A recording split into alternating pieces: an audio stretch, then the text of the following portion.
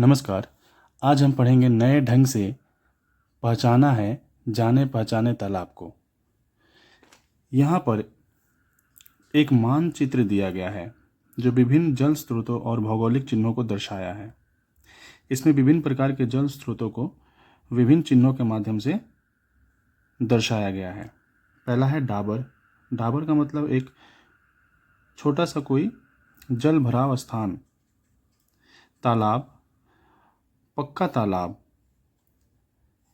पक्का तालाब, नदी, भेड़ी, भेड़ी का मतलब होता है मछली पालन तालाब। नयनजुली, नयनजुली का मतलब होता है नहर या सिंचाई की छोटी जलधारा। बील का मतलब झील, कच्चा रास्ता, पक्का रास्ता। बाउड़, बाउड़ का मतलब बांध या जल संचय का स्थान होता है। ठीक है। नाला और सेतु, सेतु का मतलब पुल। तो यहाँ पर इन सभी चिन्हों को इस मानचित्र में दर्शाया है। इससे हम क्या जान पाएंगे कि इस मानचित्र में कौन कहाँ पर स्थित है। इस मानचित्र के माध्यम से यह बताया जा रहा है कि किस प्रकार हम पारंपरिक और आधुनिक जल स्रोतों जैसे तालाबों को चिन्हों के माध्यम से पहचान सकते हैं। यह एक प्रकार का शैक्षणिक नक्शा है। कैसा नक्शा है? शैक्षणिक नक्शा है जो छात्रों को भूगोल और स्थानीय जल स्रोतों की समझ देने के लिए बताया गया है। और इस मानचित्र में दिशा भी दिया गया है, दिशा को भी दर्शाया गया है कि कौन सा जो चित्र है, कौन सा नक्शा है, किस दिशा में है। जैसे उत्तर, दक्षिण, पूरब, पश्चिम, ये एक दिशा दिया गया। जैसे कि यहाँ पर पहला डाबर, डाबर, ये जो डाबर है ये किस दिशा में पड़ रहा है? उत्तर और पश्चिम के कोने में ये डाबर का ये स्थान है। मान लीजिए ये जो तालाब है ये किस दिशा में पड़ रहा है? ये बीच में पड़ रहा है। और ये जो भेड़ी है, मतलब मछली पालन का जो स्थान है, जो तालाब है, ये किस दिशा में पड़ रहा है? पश्चिम और दक्षिण के कोने में पड़ रहा है। नीचे लिखा है तियान ने जलाशय का मानचित्र बना लिया। मानचित्र में सब जलाशय हैं। सबीर ने गिना। बंधे हुए तालाब 2 हैं, सामान्य तालाब 5 तथा डबरा मतलब डाबर कितने छोटे जलाशय 5 है। ठीक है, आगे पढ़ते हैं। उसके बाद उसने एक चित्र बनाया। बोला, जिस प्रकार से क्रिकेट के खेल में प्रति ओवर रन दिखाया जाता है उसी प्रकार से मैंने तालाबों की संख्या दिखाई है। यहाँ देखिए एक चित्र बनाया है। तालाब, पक्का तालाब की संख्या 2 है। मानचित्र में आप देखिए पक्का तालाब की संख्या 2 है और सामान्य तालाब की संख्या 5 है। आप मानचित्र में उसको देख सकते हैं। सर ने कहा, नदी तथा नयनजुली झील कितनों ने देखा है? एक एक करके बताओ। क्या तियान ठीक से रास्ता दिखा पाया है? सुबोध ने कहा, हाँ सर, हम लोग एक साथ आते हैं। वर्षा ऋतु में हमें घूमकर दूसरे रास्ते से आना पड़ता है। उस समय आने में प्राय आधा घंटा अधिक समय लगता है और ठंडा या गर्मी में नदी के पास से आते हैं, उस समय 15 मिनट लगता है। बहुत अच्छा, तब तो दूरी का तियान ने ठीक ही अंदाज़ा लगाया है और दिशा वह भी ठीक से दिखाया है। स्कूल से उसका घर दक्षिण दिशा में ही है। तो फिर यह स्कूल के किस ओर के जलाशय का मानचित्र है? तृप्ति ने कहा, दक्षिण पश्चिम। घर दक्षिण में है लेकिन उसने पश्चिम दिशा को भी दिखाया है। सर ने कहा, ठीक कहा है। अच्छा, सुबीर ने 2 तरह के तालाबों की संख्या भी दिखाई है। इसी प्रकार नदी और डाबर छोटा जलाशय भी दिखाओ।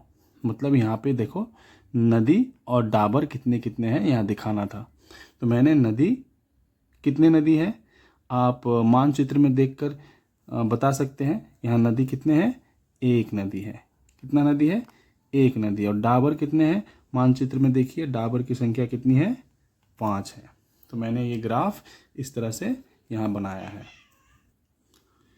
सुबीर ने कहा, सर एक ही चित्र में सब कुछ दिखाया जा सकता है, 2 तरह के तालाब, बील, बाउड़, भेड़ी, नदी, सब कुछ और उनकी संख्या भी ठीक ऐसे ही दिखाओ।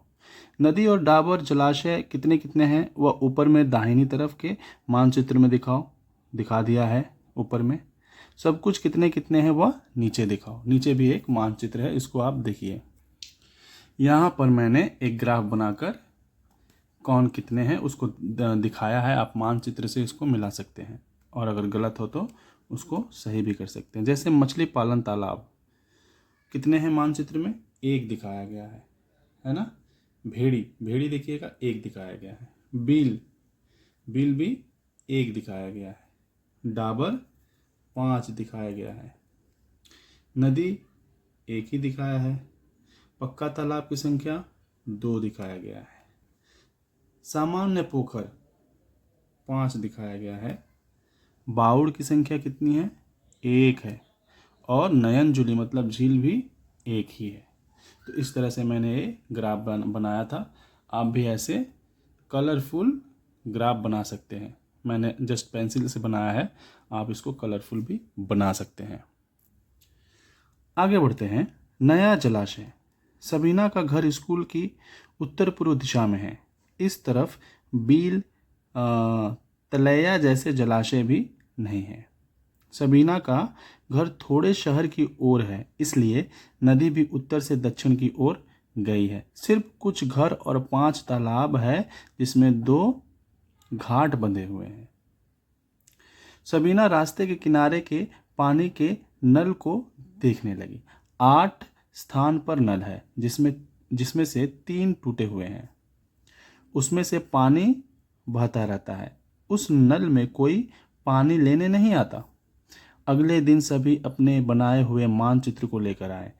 अंतरा का घर स्कूल के उत्तर पश्चिम में है। उसके मानचित्र में अनेक छोटे छोटे डाबर, छोटे जलाशय मतलब है। शिवा ने दक्षिण पूर्व दिशा को दिखाया है। उस तरफ 4 पक्के तालाब है। तियान ने दक्षिण पश्चिम का मानचित्र बनाया था। दूसरों ने भी चित्र बनाया था। सबीना ने अकेले ही उत्तर पूर्व दिशा का मानचित्र बनाया। दरअसल उस तरफ के अधिक बच्चे इस स्कूल में नहीं पढ़ते हैं। सर ने चारों ओर के 4 मानचित्रों को बोर्ड पर लगा दिया। कहा, यह रहा स्कूल के चारों ओर के जलाशयों का मानचित्र। मतलब जो बच्चे स्कूल आते हैं और जिस दिशा से आते हैं, मतलब कोई उत्तरी दिशा से आ रहा है, कोई पश्चिम से, कोई दक्षिण से, कोई पूर्व से, तो वो अपने अपने दिशा का मानचित्र बना के ला रहे हैं। तो सर ने कहा, यह रहा स्कूल के चारों ओर के जलाशयों का मानचित्र। इसे ठीक से देख लो कहाँ कौन सा जलाशय है, उसके बाद स्वयं चित्र बनाओ। अंतरा ने कहा, सर जल का नल भी क्या जलाशय होता है? सर ने हंसकर कहा, मैं भी यही सोच रहा हूँ। जलाशय न सही, जल का अन्य स्रोत तो है ही, है ना। वो जलाशय नहीं है लेकिन जल का अन्य स्रोत तो है ही। पानी के एक नल से रोज कितना पानी आता है? तुमने जो डाबर दिखाया है उसमें से सबसे छोटे वाला डाबर क्या भर जाएगा? मतलब एक दिन में एक नल से जितना पानी आता है उससे क्या छोटा डाबर भर जाएगा? थोड़ा रुककर फिर बोले, बहुत से लोग शहर में रहते हैं, वे 1-2 तालाब के अलावा अन्य जलाशयों को दिखा ही नहीं पाएंगे। शहर में ज़्यादा तालाब नहीं मिलता। सबीना ने ठीक ही बनाया है। शहर के जल की टंकी, रास्ते के पास का पानी वाला नल और तालाब दिखाया है। उसने चिन्ह भी ठीक ही बनाया है। अंतरा ने कहा, एक नल से एक दिन में बहुत पानी आता होगा। कितना पानी आता है उसका क्या हिसाब लगाया जा सकता है? अवश्य लगाया जा सकता है। सोचो यह काम किस तरह से किया जा सकता है। नीचे एक मानचित्र आपको बनाने के लिए बोला गया है। अपने स्कूल के चारों तरफ के जलाशयों का मानचित्र नीचे बनाओ और एक बड़े कागज पर भी बनाओ।